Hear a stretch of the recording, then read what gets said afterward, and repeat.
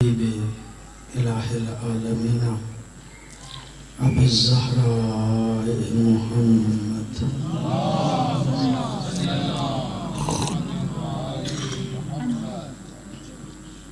صلی اللہ علیہ وآلہ الطیبین الطاہرین المعصومین الذین لا یقاس بہم من خلق احد اما بعد فقد قال اللہ تبارک و تعالی فی کتابہ الحکیم بسم اللہ الرحمن الرحیم لا تجعل مع اللہ الہا آخر فتقعد مذموما مخذولا وقضى ربك لا تعبدوا الا اياه وبالوالدین احسانا. درود پڑھیے گا بابا صاحب.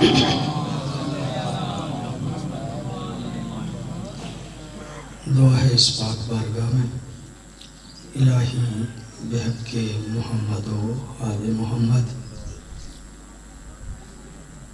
عزیزوں بھائیوں کی والدہ خاص طور پہ میرے عزیز جناب مولانا غلام عباس صاحب کی والدہ گرامی کی ظاہراً پہلی برسی ہے. الہی انہیں جنت الفردوس میں جگہ عطا فرما، ان کے درجات بلند فرما، اپنے اپنے مرحومین اور مرحومہ کی بلندی درجات کے لیے بآواز بلند سلوات.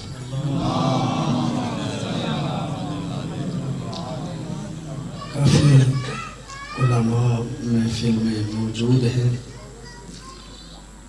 مجھے حکم دیا گیا ہے کہ میں چند جملے عرض کروں. قرآن حکیم کی ایک آیت کریمہ کو تلاوت کرنے کا شرف حاصل کیا ہے.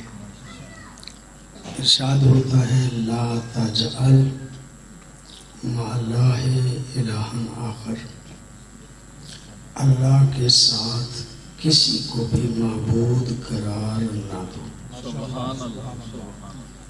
عبادت کرنی ہے تو صرف اس اللہ کی عبادت کرنی ہے. اللہ کے علاوہ کوئی اس قابل ہی نہیں کہ اس کی عبادت کی جائے.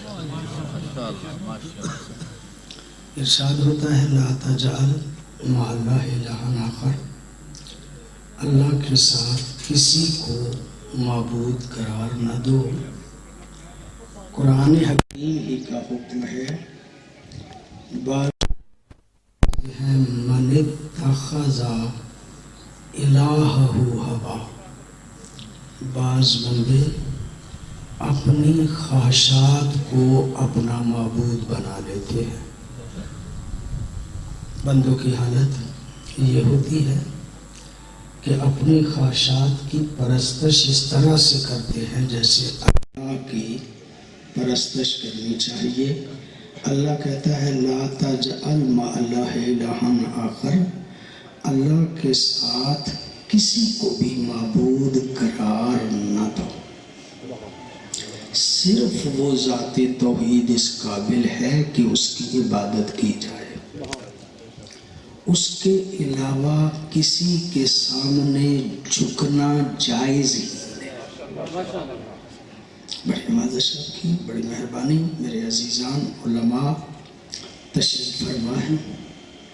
شریعت اسلامیہ کے مزاج کو اگر ہم دیکھیں تو یہ مزاج شریعت یہ ہے کہ اللہ رب العزت کسی انسان کو کسی چیز کے سامنے جھکنے دیتا ہی نہیں سوائے اپنے.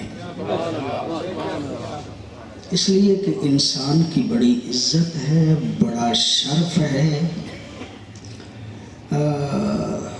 چار چیزیں عام طور پہ بیان کی جاتی ہیں: جمادات، نباتات، حیوانات اور انسان. جمادات یہی پتھر وغیرہ، نباتات یہ پودے، حیوانات سب اس میں آتے ہیں، جانور، انسان اس سے بلا. سب سے بلند ان چیزوں میں انسان ہے، سب سے بلند انسان ہے۔ جمادات پہلے، نباتات بعد میں، پھر حیوانات، پھر انسان، سب سے بلند انسان ہے۔ اللہ رب العزت نے کہا لَقَدْ خَلَقْنَا الْإِنسَانَ فِي أَحْسَنِ تَقْوِيمٍ، ہم نے انسان کو سب سے بہتر بنایا ہے۔ سب سے بہتر اپنے سے کمتر کے سامنے جھکے، یہ انسانیت کا احترام نہیں،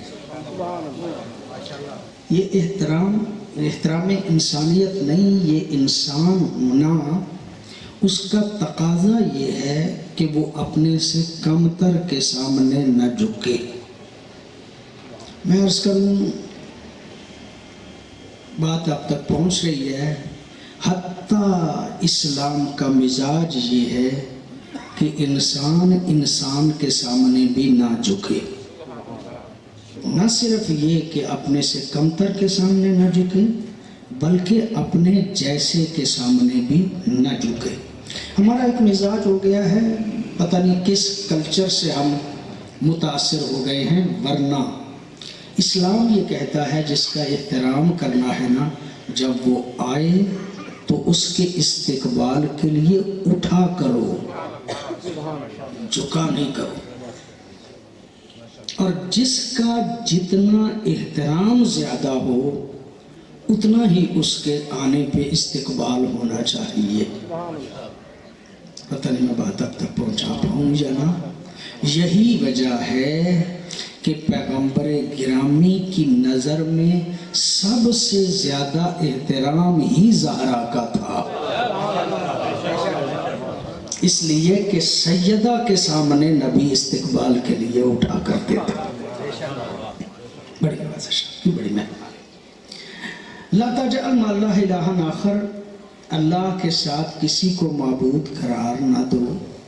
اور اگر تم نے یہ غلطی کر لی تو قرآن نتیجہ بھی بتا رہا ہے۔ قرآن کہتا ہے فَاتَّقُوا مَذْمُومًا مَخْذُولًا، تم قابل مذمت بھی ہو جاؤ گے، رسوا بھی ہو جاؤ گے۔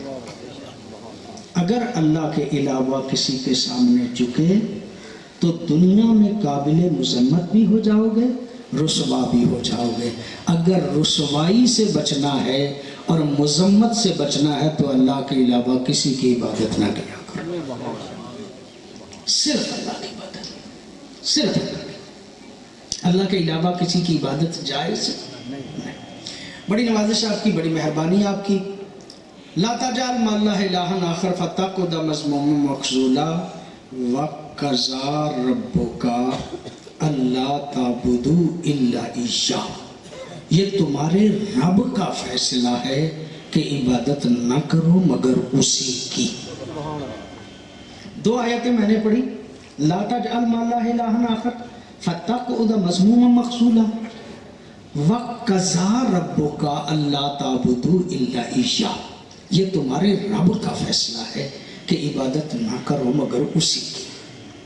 ذہن انسانی کو خالق حقیقی نے جب پوری کائنات سے ذہن انسانی کو ہٹا کے اپنے دروازے پہ جھکا لیا، جب پوری کائنات اس کے دروازے پہ جھک گئی، اس کے علاوہ کسی کی عبادت کو جائز نہ سمجھا، اللہ ہی کے سامنے جھک گئے تو فوراً کہتا ہے وَبِالْوَالِدَيْنِ إِحْسَانًا، اپنے والدین کے ساتھ، ترجمہ عام طور پہ کر دیا جاتا ہے احسان کرو۔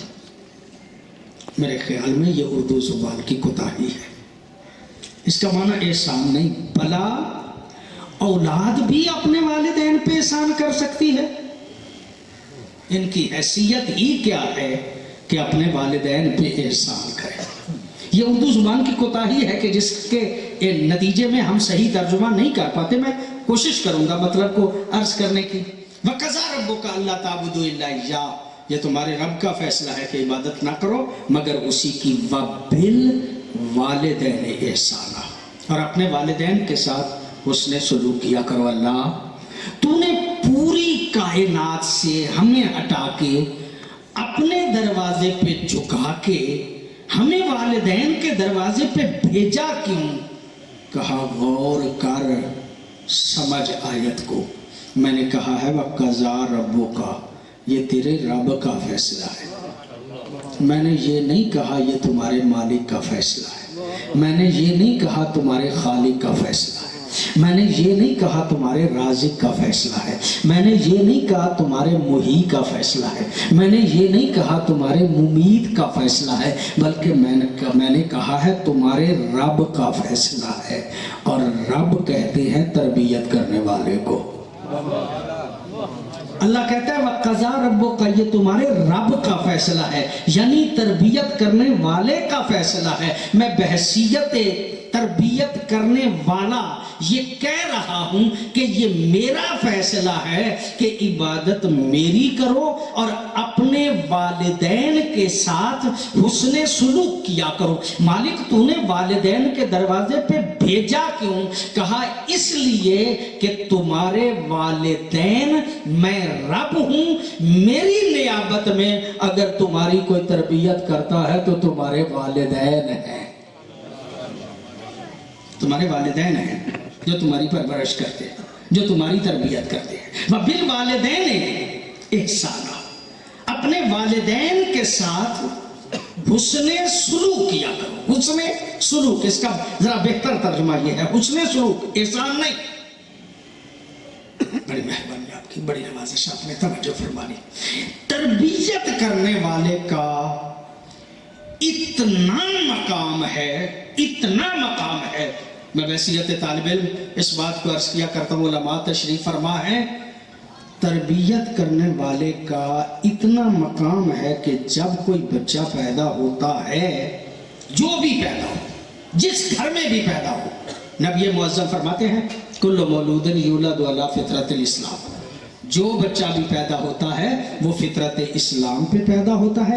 وَأَبَوَاهُ يُحَوِّدَانِهِ وَيُنَصِّرَانِهِ وَيُمَجِّسَانِهِ، اس کے والدین اگر کافر ہوں تو بچے کو کافر بنا دیتے ہیں، اگر نصرانی ہو تو نصرانی بنا دیتے ہیں، اگر یہودی ہو تو یہودی بنا دیتے ہیں، اگر مسلمان ہو تو مسلمان بنا دیتے ہیں۔ یعنی اس کا مطلب یہ کہ بچہ جب پیدا ہوتا ہے تو اس کا اپنا کوئی مذہب نہیں ہوتا، جو اس کے تربیت کرنے والے ہوں، جو مذہب ان کا ہو وہی اس بچے کا سمجھا جاتا ہے۔ جب تک بالغ ہو کر وہ اپنے مذہب کا اظہار نہ کرے، اس کا کوئی مذہب نہیں، اس کا وہی مذہب ہے کہ جو اس کے مربی کا ہے، جو اس کے تربیت کرنے والے کا ہے۔ میرے مسلمان بھائیوں، اگر یہ پیغمبر گرامی کی پکی حدیث ہے اور یقیناً پکی ہے تو ذرا غور تو کرو، اگر ہر بچے کا مذہب تربیت کرنے والے کے مذہب پہ ہوتا ہے تو پھر سوچ کے ابو طالب کو کافر کہنا چاہیے، سوچ کے ابو طالب کو کافر کہنا چاہیے، اس لیے کہ ابو طالب اس مربی کا نام ہے جو ایک بچے کو پالے تو مصطفیٰ بنتا ہے، دوسرے بچے کو پالے تو مرتضیٰ بنتا ہے۔ نعرہ تکبیر، نعرہ رسالت، نعرہ حیدری، بار محمد علی محمد بلان تر صلوات۔ اور کسی فکر کی بات نہیں، سارے علماء متفق ہیں اس بات پہ۔ مثلا ایک قاری صاحب ہیں، وہ کسی بچے کو قرآن پڑھاتے ہیں۔ میں مدرسہ ہے جامعۃ المصطفیٰ گجرات میں، مولانا عباس صاحب بھی میرے پاس رہے، اور بھی عزیزان جو ہیں وہ یہاں پہ موجود ہیں، اپنے اپنے اساتذہ سے یہ پڑھتے ہیں۔ میں اگر کسی بچے کو پڑھاؤں اور وہ بچہ میرا ایک لفظ قرآن کا پڑھایا ہوا جتنی مرتبہ پڑھے گا اس کو ثواب علیحدہ ملے گا، مجھے ثواب علیحدہ ملے گا۔ اور اگر کوئی عالم دین عزیزان عباس صاحب مجھ سے پڑھے، آگے انہوں نے پڑھانا شروع کیا، جس کو یہ پڑھائیں گے ان کو علیحدہ ثواب ملے گا، انہیں علیحدہ ملے گا، مجھے علیحدہ ملے گا۔ آپ کی توجہ ہے نا؟ قاری صاحب پڑھا رہے ہیں مسجد میں، اب ان کے شاگرد اگر بن گئے ہیں قاری اور وہ پھر آگے پڑھاتے ہیں، قیامت تک جتنے بندے فرض کریں میرے پڑھائے ہوئے سے آگے پڑھاتے جائیں گے، اس قیامت تک کے پڑھنے والے کو ثواب علیحدہ ملے گا، مجھے ثواب علیحدہ ملے گا۔ آپ گھبرانا چاہیے گا، ثواب دینے والے کے ہاں ثواب کی کمی نہیں، وہ سب کو ثواب دے سکتا ہے۔ مجھے ثواب علیحدہ ملے گا، ان کو ثواب علیحدہ ملے گا۔ آپ نے توجہ فرما لی، میں جو جملہ عرض کرنا چاہ رہا ہوں نا وہ یہ ہے کہ مجھ جیسا ایک سادہ سا طالب علم اگر پڑھائے تو قیامت تک میری پڑھائی کے اثر میں ان سب پڑھنے والوں کا ثواب اگر مجھے ملتا رہے گا، تو جس نے مصطفیٰ اور مرتضیٰ کی تربیت کی ہے، جب تک مصطفیٰ اور مرتضیٰ کی تربیت کا اثر رہے گا، ابو طالب کو ثواب پہنچتا رہے گا۔ ابو طالب کو ثواب، کل مولود یولد علی فطرت الاسلام، ہر بچہ فطرت اسلام پہ پیدا ہوتا ہے۔ وَأَبَوَاهُ يُحَوِّدَانِهِ وَيُنَصِّرَانِهِ، اس کے ماں باپ کبھی اسے یہودی بنا دیتے ہیں، نصرانی بنا دیتے ہیں، مجوسی بنا دیتے ہیں۔ صلوات پڑھیے گا ایک مرتبہ باپ۔ بڑی مہربانی آپ کی، بڑی نوازش آپ کی، آپ نے توجہ فرمایا۔ بچہ اللہ کہتا ہے، ایک میں مثال دینا چاہتا ہوں پھر جملہ عرض کرنا چاہ رہا ہوں۔ بچہ ہے، گہوارے میں پڑا ہے، ماں باپ باہر سے آتے ہیں، گہوارے پہ آ کے کھڑے ہو جاتے ہیں۔ بچہ اپنے ماں باپ کو دیکھ کے ایک مرتبہ ہمکتا ہے، اٹھنے کی کوشش کرتا ہے۔ جب وہ اٹھنے کی کوشش کرتا ہے نا، شفقت پدری اور مادری جوش مارتی ہے، اس بچے کو اٹھاتے ہیں، اپنے سینے سے لگاتے ہیں، اس کے بوسے لیتے ہیں۔ اللہ دیکھ کے کہتا ہے، بندہ غور تو کر، یہ تیرے ماں باپ میں بھی تیری محبت میں نے پیدا کی ہے۔ یہ میں ہوں کہ جس نے تمہارے ماں باپ میں بھی تمہاری محبت پیدا کی۔ تو تھوڑا سا اٹھ نہیں سکتا، اٹھنے کی کوشش کرتا ہے، وہ تجھے اٹھاتے ہیں، سینے سے لگاتے ہیں، تیرے ساتھ پیار کرتے ہیں، تجھے بلندیاں عطا کرتے ہیں۔ کبھی تو میری طرف بھی آنے کی کوشش کر، اگر تو میری طرف آنے کی کوشش کرے گا میں تجھے بہت بلندیاں عطا کروں گا۔ میری طرف قدم تو بڑھا، گھبرا نہ جا، کتنے گناہ ہو گئے ہیں، وہ عظیم رب ہے۔ مزاج اسلام یہ ہے، مزاج اسلام یہ ہے، اللہ اپنے بندوں کو سزا دینا ہی نہیں چاہتا۔ یہ مزاج اسلام ہے، اللہ اپنے بندوں کو سزا، اللہ تو بہانے بناتا ہے میرا بندہ جنت میں کیسے چلا جائے، ذرا کوشش تو کرے۔ اللہ کہیں سبحان الذی من سبقت رحمتہ غضبا، پاک ہے وہ ذات کہ جس کی رحمت اس کے غضب پہ غالب آ جاتی ہے۔ وہ بندوں کو سزا نہیں دینا چاہتا، وہ تو معاف کرنا چاہتا ہے، وہ تو بہانے بناتا ہے۔ کبھی تو آ میری بارگاہ میں رحمان بھی ہوں، میں رحیم بھی ہوں، میں تمہیں معاف کر دینا چاہتا ہوں۔ اور وہ اتنا عظیم ہے، اللہ اسے بھی دیتا ہے جو اطاعت کرتا ہے، اسے بھی دیتا ہے جو اطاعت نہیں کرتا۔ نعرہ تکبیر، نعرہ رسالت، نعرہ حیدر۔ اطاعت کرنے والے کو بھی دیتا ہے اور نافرمانی کرنے والے کو بھی دیتا ہے۔ کتنا کریم ہے وہ اللہ، کتنا عظیم ہے وہ اللہ۔ وہ کہتا میرے بندے میری طرف آ۔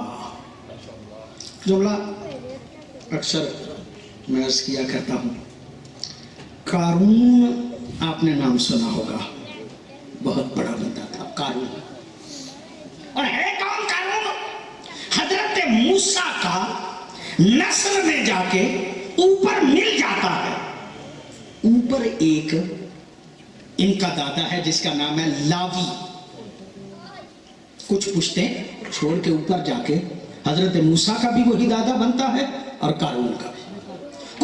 قارون حضرت موسیٰ کا ماننے والا تھا, مال بہت زیادہ تھا. علماء فرماتے ہیں ایک مرتبہ موسیٰ نے کہا قارون تیرے مال میں اللہ کا بھی حق ہے, وہ دے. بعض اوقات بندوں کے لیے دیندار بننا آسان ہے, لیکن جب مال دینا پڑے نا تو پریشانی ہو جاتی ہے, پریشانی ہو جاتی ہے. کہا ٹھیک ہے موسیٰ اگر میرے مال میں اللہ کا حق ہے تو دوں گا. کچھ وقت گزر گیا. حضرت موسیٰ نے کہا قارون تجھے کہا تھا تیرے مال میں اللہ کا حق ہے, دیتا کیوں نہیں یار؟ کہا پریشان نہ ہو موسیٰ, دے دوں گا, ضرور دوں گا. پھر کچھ عرصہ گزر گیا. حضرت موسیٰ نے کہا قارون تجھے کہا تھا تیرے مال میں اللہ کا حق ہے, دیتا. یوں محسوس کیا موسیٰ پیچھے ہی پڑ گیا ہے, جان نہیں چھوڑ رہا. کوئی طریقہ کروں کہ یہ اب مجھ سے مطالبہ ہی نہ کرے. قارون نے الزام لگا دیا موسیٰ پر. نبی ہر چیز برداشت کر سکتا ہے لیکن اپنے کردار پہ الزام برداشت نہیں کر سکتا. جب حضرت موسیٰ پہ قارون نے الزام لگایا نا کردار کے حوالے سے, حضرت موسیٰ پریشان ہو گئے. پریشان ہو کے بارگاہ خداوندی میں کوہ طور پہ گئے. مالک حد ہو گئی, تیرے مذہب کی تبلیغ کرنا چاہتا ہوں, کر رہا ہوں, دین کی خدمت کر رہا ہوں, لیکن میرے کردار پہ اب حرف آ گیا ہے. مالک یہ برداشت نہیں ہوتا. جب کہا نا یہ برداشت نہیں ہوتا, بسم اللہ, یہ برداشت نہیں ہوتا. عزیز مولانا عارف صاحب تشریف لے آئے. یہ برداشت نہیں ہوتا. کہا موسیٰ جو بد دعا قارون کے حق میں کرے گا نا میں قبول کر لوں گا. حضرت موسیٰ کوہ طور سے واپس آئے. قارون سامنے تھا. کہا وہ اللہ کا حق نہیں دے گا. کہا اپنے کردار کو نہیں دیکھتا, مجھ سے مانگ رہا ہے مال. کہا اے اللہ اس کو زمین میں زندہ دھنس دے. یہ جملہ کہنا تھا, قارون کے پاؤں زمین میں دھنس گئے. جب زمین میں دھنسے نہ اسے پتا چلا موسیٰ سچا ہے. کہتا ہے موسیٰ معاف کر دے. جب کہا نا معاف کر دے, حضرت موسیٰ کو غصہ ہی بڑا تھا, میرے کردار پہ اس نے الزام لگایا ہے. کہا ماذا تقول یا ابن لاوی, اور لاوی کے بیٹے اب کیا کہہ رہے ہو؟ جب میں پہلے کہتا تھا اس وقت تو مانتے نہیں تھے, اب کیا کہہ رہے ہو؟ پھر بد دعا کی. کہتے ہیں یہ پیٹ تک زمین میں چلا گیا. کہتا ہے موسیٰ معاف کر دے. حضرت موسیٰ کہتے ہیں ماذا تقول یا ابن لاوی, اور لاوی کے بیٹے اب کیا کہہ رہے؟ پھر کہا اے اللہ اسے زمین میں دھنس دے. گردن تک چلا گیا. کہا موسیٰ معاف کر دے. جب معاف کر دے کہا اب کیا کہتا ہے؟ جب میں کہتا تھا مانتا نہیں تھا. پھر بد دعا کی, اے اللہ اس کو زمین میں دھنس دے. یہ سارے کا سارا زمین میں دھنس گیا, غرق ہو گیا. حضرت موسیٰ بڑے خوش کہ میری دعا جو ہے وہ اللہ نے قبول کر لی ہے. میں نے بد دعا کی تھی, وہ بد دعا قبول ہو گئی ہے. شکرانے کے طور پہ کوہ طور پہ گئے. جب جا کے کہا نا اے اللہ تیری مہربانی, تیرا شکریہ. ایک مرتبہ جب کہا نا الہی میں تیرا شکر ادا کرنا چاہتا ہوں, آواز آئی ماذا تقول یا ابن لاوی, اور لاوی کے بیٹے کیا کہہ رہے ہو؟ جب کہا نا لاوی کے بیٹے کیا کہہ رہے ہو, حضرت موسیٰ کے نیچے پاؤں کے نیچے سے زمین نکل گئی. جو جملے میں قارون کے لیے کہہ رہا تھا اللہ نے بھی وہی جملے میرے لیے کہے. ایک مرتبہ جب پاؤں سے نیچے زمین کھسکنا شروع ہو گئی نا, ایک مرتبہ پریشان ہو کے کہتے ہیں مالک وہی جملہ جو میں قارون کے لیے کہہ رہا تھا آپ نے میرے لیے کیوں کہا؟ اللہ دیکھ کے کہتا ہے وہ تو تھا ہی بدبخت نا, اس کو غرق ہو جانا چاہیے تھا, اس لیے کہ گناہگار بڑا تھا, نبی پہ الزام لگایا تھا. لیکن موسیٰ جتنی مرتبہ اس نے تم سے معافی مانگی تھی, کاش ایک مرتبہ مجھ سے معافی مانگ لیتا. کاش ایک مرتبہ مجھ سے معافی مانگ لیتا. کون سے نہیں گیا. وقت ہے جتنے گناہ بھی ہو جائیں خلوص نیت سے اللہ کے حضور معافی مانگ لو, اللہ کریم ہے معاف کر دے گا. اللہ کریم ہے معاف کر دے گا. اور میرے دوستو, نصیحت طالب علم میں عرض کروں آپ کی خدمت میں, نبی معظم فرماتے ہیں من تاب قبل موت ہی سنتن فلہ الجنہ, جو مرنے سے سال پہلے توبہ کر لے جنت کا حقدار ہو جائے گا. جب کہا نا جو مرنے سے سال پہلے توبہ کر لے جنت کا حقدار ہو جائے گا, صحابہ کرام رضوان اللہ علیہم میں سے ایک صحابی اٹھے, یا رسول اللہ جو سال پہلے توبہ نہیں کر سکا اب اس کے لیے کوئی گنجائش نہیں؟ نبی فرماتے نہیں ہو میرے پیارو, جب کوئی مرنے سے پہلے 1 مہینہ پہلے توبہ کر لے وہ بھی جنت کا حقدار ہو جائے. جب کہنا 1 مہینہ پہلے توبہ کر لے وہ بھی جنت کا حقدار ہو جائے گا. ایک صحابی اور اٹھے, یا رسول اللہ مہینہ جو پہلے توبہ نہیں کر سکا اب گنجائش ختم؟ کہا نہیں, جو مرنے سے 1 ہفتہ پہلے توبہ کر لے وہ بھی جنت کا حقدار ہو جائے گا. دریائے رحمت کو جوش میں دیکھ کے ایک بندہ اور صحابی کھڑا ہو گیا, یا رسول اللہ کچھ اور گنجائش ہو سکتی ہے؟ نبی معظم فرماتے ہیں جو مرنے سے 1 دن پہلے توبہ کر لے وہ بھی جنت کا حقدار ہو جائے گا. جب کہا نا جو مرنے سے 1 دن پہلے توبہ کر لے وہ بھی جنت کا حقدار ہو جائے گا. دریائے رحمت کو جوش میں دیکھ کے ایک صحابی اور اٹھا, یا رسول اللہ کچھ اور گنجائش ہو سکتی ہے؟ نبی معظم فرماتے ہیں جو مرنے سے 1 گھنٹہ پہلے توبہ کر لے وہ بھی جنت کا حقدار ہو جائے گا. یہ جملہ کہنا تھا. ایک اور صحابی اٹھے, یا رسول اللہ کچھ اور گنجائش فرما دیجئے. نبی معظم فرماتے ہو میرے پیارو, جو ملک الموت کی ملاقات سے پہلے توبہ کر لے وہ بھی جنت کا حقدار ہے. ملک الموت کی ملاقات سے پہلے.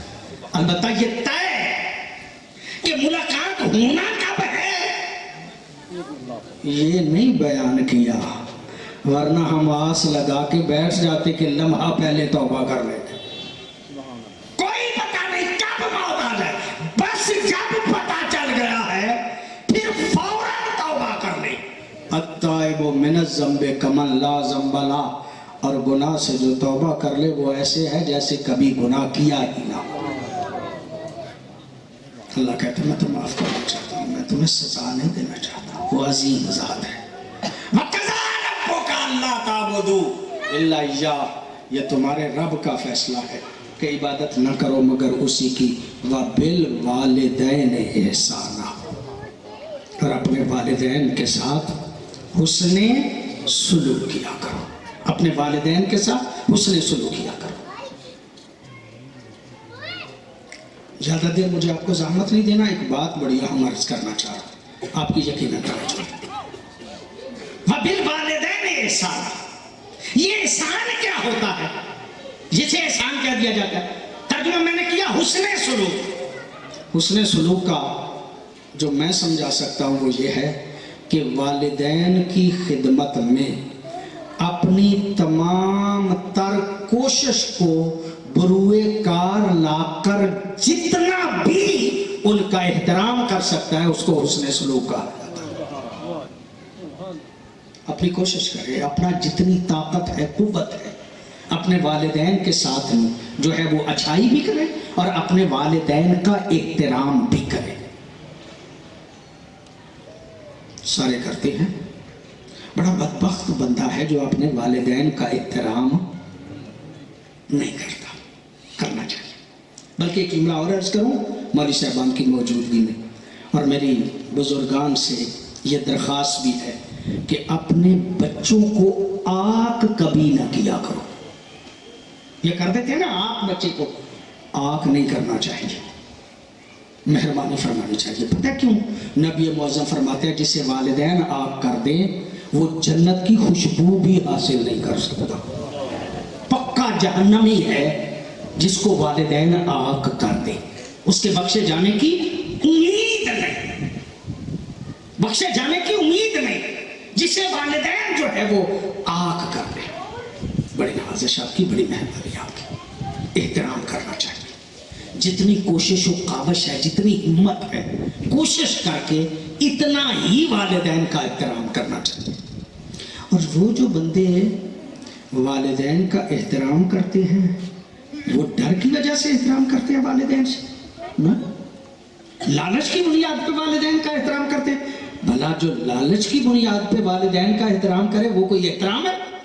جو ڈر کی وجہ سے احترام کرے والدین کا وہ کوئی احترام ہے؟ نہیں. نہ ڈر کی وجہ سے والدین کا احترام کیا جاتا ہے، نہ لالچ کی بنیاد پہ احترام کیا جاتا ہے. جس بچے کو اپنے ماں باپ کی عزت کا جتنا زیادہ پتا ہو وہ اتنا ہی احترام زیادہ کرتا ہے. انہیں اپنے ماں باپ کی عظمت کا پتہ نہیں کہ جو ماں باپ کا احترام نہیں کرتے. بڑی معذرت، توجہ آپ کی ہے، بڑے اہم مسئلے کی طرف آپ کی توجہ دلانا چاہتا ہوں. مولا کائنات حضرت علی، ایک بندے سے کسی بندے نے پوچھا، نام نہیں لیتا، صرف علی علی ہے. حضرت علی کی تعریف کرو کہ علی کون تھے. جب کہا صرف علی علی جانا، وہ علی کا صحابی کہتا ہے یتمل ملو تمل ملسری. علی جب محراب مسجد میں ہوتے تھے اس طرح کانپتے تھے جس طرح سانپ کا ڈسا ہوا کانپتا. وَيَبْكِي بُكَاءَ الْحَزِينَ، اور اس طرح روتے تھے جس طرح بوڑھی ماں کا جوان بیٹا مر جائے تو جس طرح وہ ماں روتی ہے اس طرح علی محراب مسجد میں رویا کرتے تھے. اب دنیا کی سمجھ میں علی کیسے آئے؟ دیکھتے ہیں کہ کانپ رہے ہیں بارگاہ خداوندی میں، رو رہے ہیں بارگاہ خداوندی میں، اور عام بندے سمجھتے ہیں کہ جو بارگاہ خداوندی میں جو رو رہے ہیں تو اس کا مطلب یہ کہ اپنے گناہوں کی وجہ سے رو رہے ہیں. نہیں، علی معصوم ہے. علی معصوم ہستی کا نام ہے. وہ اپنے گناہوں کی وجہ سے نہیں روتے. گناہ ہو تو ان کی وجہ سے رویا جائے نا، یہ وجہ نہیں. بڑی توجہ، بڑے اہم مطلب کی طرف اشارہ کر کے آگے بڑھنا چاہتا ہوں. میرے دوستو، حضرت علی معصوم امام کا نام ہے، کوئی گناہ نہیں تھا، پھر روتے کیوں تھے؟ وہ تو وہ ہے کہ جو اللہ کو دیکھ کے کہتا ہے اللہ علی تیری عبادت نہ جنت کے شوق میں کرتا ہے نہ جہنم کے خوف میں کرتا ہے، بلکہ علی تو تیری عبادت ہی اس لیے کرتا ہے کہ تو لائق، جو لائق عبادت سمجھ کے اللہ کو عبادت کرتا ہو اسے ڈر اور خوف کیا؟ تو پھر یہ روتے کیوں تھے؟ بس جملہ عرض کرنا چاہ رہا ہوں تاکہ مطلب ادا ہو جائے، ویسے لمبی بات ہے. جسے اپنے والدین کی عظمت کا پتہ ہو وہ ان کا احترام زیادہ کرتا ہے، اور جسے اللہ کی عظمت کا پتہ ہو وہ اس کے سامنے جھکتا جاتا ہے. جتنی معرفت توحید خاندان طہارت کو تھی اتنی معرفت توحید کسی اور کو نہیں. لمبی بات میں مختصر کر رہا ہوں. وَبِالْوَالِدَيْنِ احسان، اپنے والدین کے ساتھ احسان کیا کرو. جب والدین کے پاس بیٹھے ہو تو باہر سے آنے والے بندے کو بتانا نہ پڑے والدین کے سامنے بیٹھا ہے، تمہارے بیٹھنے سے پتہ چل جائے کہ اپنے والد کے پاس بیٹھا ہے. اس انداز سے بیٹھو اپنے والدین کے، اور پھر والدین میں پھر ماں کا بڑا احترام ہے. ہمارا معاشرہ سارا ہم ایک دوسرے کو جانتے ہیں. ہمارے معاشرے میں عام طور پہ خاتون جو ہوتی ہے وہ کمزور ہوتی ہے. گھروں میں ہمارا جو پنجابی کلچر ہے اس میں خاتون جو ہے وہ ہمیشہ کمزور سمجھی جاتی ہے، اور چونکہ کمزور سمجھی جاتی ہے لہذا یہی وجہ ہے کہ شوہر جو ہیں ان کو کہا گیا ہے اپنی زوجہ کا احترام کیا کر، اس لیے کہ یہ تیری محافظہ ایمان ہے. محافظہ ایمان ہے. میں لمبی بات نہیں کرتا، میں تو صرف اتنا عرض کرنا چاہتا ہوں، اگر ہر بندے کی بیوی نبی کی حدیث کے مطابق اس کی محافظہ ایمان ہے تو تیری عظمت کو سلام ہے زہرا، تو عام بندے کی محافظہ ایمان نہیں بلکہ کل ایمان کی محافظہ ایمان ہے، کل ایمان کی محافظہ ایمان ہے۔ اور میرے بھائیوں، میرے دوستوں، خدا شاہد ہے، اس میں کوئی شک نہیں، کائنات میں بڑی بڑی مائیں ہیں، لیکن زہرا وہ ماں ہے کہ جس کی اولاد جوانان جنت کی سردار ہے۔ زہرا اس معظمہ کا نام ہے جس کے بیٹے بھی جنت کے جوانوں کے سردار ہیں۔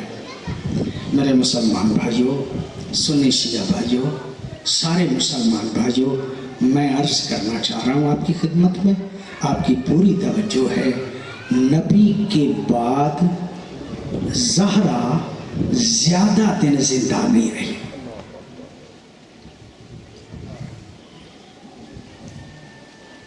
75 دن کی بھی روایت ہے اور 90 دن کی بھی روایت ہے، یا 50۔ نبی معظم کے بعد سیدہ زیادہ سے زیادہ 95 دن زندہ رہی۔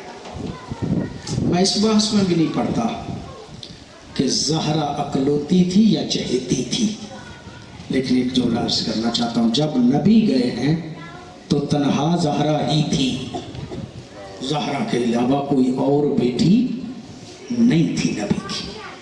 اور میرے مسلمان بھائیوں، وہ سیدہ جو نبی کے بعد واحد بیٹی تھی نا، وہ یہ جملہ کہتے ہوئے گئی، صبت علیہ مصائب، بابا آپ کے بعد مجھ پہ ایسے مصائب آئے کہ اگر وہ دنوں پہ آتے تو دن کالی راتوں میں بدل جاتے۔ بس اللہ رب العزت جنت میں جگہ دے عزیزوں کی والدہ کو، رب کعبہ کی قسم زہرا پہ بڑے ہی مصائب آئے، سیدہ پہ بڑے ہی مصائب آئے۔ ہم یہاں پہ اکٹھے ہوئے، عزیزان نے یہ پروگرام رکھا، جب ان کی والدہ کا انتقال ہوا لوگ آئے، تعزیت کی، بڑے ہی ماحول بدل گیا تھا۔ ایک دن علی علیہ السلام باہر سے آئے، جناب سیدہ پوچھتی ہیں، یا علی میں نے سنا ہے لوگ آپ کو سلام نہیں کرتے۔ کہا بی بی اگر یہاں تک بات رہتی تو کوئی بات نہیں تھی، معاملہ اس سے بھی آگے چلا گیا ہے، اب میں سلام کروں لوگ جواب تک نہیں دیتے۔ گیا گزرا زمانہ ہے، میں زیادہ تفصیلات میں نہیں جاتا۔ اس گئے گزرے زمانے میں کسی کا کوئی انتقال کر جائے نا، لوگ رونے سے منع نہیں کرتے۔ پتہ نہیں کیسے حالات ہو گئے تھے، امیر المومنین کے پاس لوگ آئے ہیں، آ کے کہا ہے یا علی زہرا کو کہو یا دن کو روئے یا رات کو روئے۔ جناب سیدہ دیکھ کے کہتی ہیں علی کہہ دو میں نے کوئی زیادہ دن زندہ رہنا ہے۔ پھر بھی حضرت علی نے مدینے سے باہر ایک حجرہ بنوا کے دیا جس کو کہتے ہیں بیت الحجرہ۔ جناب سیدہ اپنے بچوں کو لے کے چلی جاتی تھی اس حجرے میں، اور وہاں پہ سارا دن اپنے بابا کے غم میں روتی رہتی تھی۔ عزاداروں بس بات ختم ہو گئی، تعزیت کرنے کے لیے بھی کوئی زیادہ لوگ نہیں زہرا کے پاس آئے۔ نبی کے بعد حق بنتا تھا نا، نبی کی بیٹی کے پاس کوئی تعزیت کرنے کے لیے آتا، زیادہ لوگ نہیں آئے۔ چند دنوں کے بعد کچھ لوگ آئے ہیں، خالی ہاتھ نہیں آئے بلکہ آنے والوں کے ہاتھوں میں لکڑیاں بھی تھیں اور آگ بھی تھی، اور پرسہ دے کے اس انداز سے گئے کہ زہرا پھر داہنے ہاتھ سے تسبیح نہیں پڑھ سکی، ہاتھ پہلو سے نہیں اٹھ سکا۔ بس آپ کی توجہ ہو گئی۔ سیدوں غیر سیدوں سنی شیعہ بھائیوں، میں اتنا ہی جملہ عرض کرنا چاہتا ہوں، لکڑیاں در زہرا پہ اکٹھی کی گئی تھی اور انہی لکڑیوں کے شعلے کربلا سے بلند ہوئے تھے۔ اور جب کربلا میں شعلے بلند ہوئے نا، علماء کہتے ہیں ایک خیمے کو آگ لگتی تھی، بیویاں دوسرے خیمے میں چلی جاتی تھی، دوسرے کو آگ لگتی تھی، بیویاں تیسرے خیمے میں چلی جاتی تھی، لیکن جو تحقیق سے پڑھتے ہیں نا علماء، کہتے ہیں زہرا زادیوں کے خیموں کو ایک ایک کر کے آگ نہیں لگی، بلکہ زہرا زادیوں کے خیموں کو چاروں طرف سے آگ لگ گئی۔ اور جب چاروں طرف سے آگ لگ گئی نا، ایک معظمہ جلتے ہوئے خیمے میں گئیں اور وقت کے امام کی تلیاں مل کے کہا، او بیٹا سجاد بتا چل کے مر جائیں یا خیموں سے باہر نکل جائیں؟ مولا دیکھ کے فرماتے علیکن بالفرار، تم پہ واجب ہے کہ خیموں سے باہر نکل جاؤ۔ عزادارو یہ جملہ کہنا تھا کہ تم پہ واجب ہے کہ خیموں سے باہر نکل جاؤ۔ ایک مرتبہ معظمہ دیکھ کے کہتی ہیں، بیٹا دیکھ تو صحیح تیری پھوپھی کے سر پہ چادر نہیں۔ عزادارو یہ جملہ کہنا تھا، مجھے معاف فرمائیے گا، کربلا کی خاک اٹھا کے پھوپھی کا پردہ بنایا اور پردہ بنا کے کہا علیکن بالفرار، تم پہ واجب ہے کہ خیموں سے باہر نکل جاؤ۔ لیکن نکل گئی زہرا زادیاں؟ نہیں۔ علماء فرماتے ہیں، علامہ اختر عباس صاحب سے میں نے جملہ خود سنا، وہ فرمایا کرتے تھے جب زہرا زادیاں خیموں سے نکلی تو حالت یہ تھی کہ ہر بی بی کا سر اگلی بی بی کی بغل میں تھا۔ جو آگے تھی نا وہ سفید بالوں والی فضہ تھی، جو سب سے آخر پہ تھی وہ زینب تھی۔ مخدومہ چاہتی تھی کہ میرا پردہ بچ جائے۔ اللہ لعنت اللہ علی قوم الظالمین وسیعلم الذین ای منقلبین۔